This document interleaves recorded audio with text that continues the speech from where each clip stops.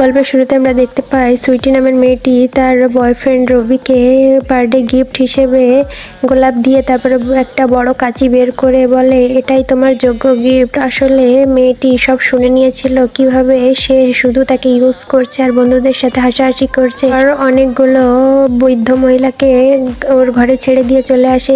এদিকে ঈশান নামের লোকটি আসে আর সে ড্রাঙ্ক অবস্থায় সুইটি তার কাছে যায় আর বলে যে আঙ্কেল আপনি অনেক সুন্দর।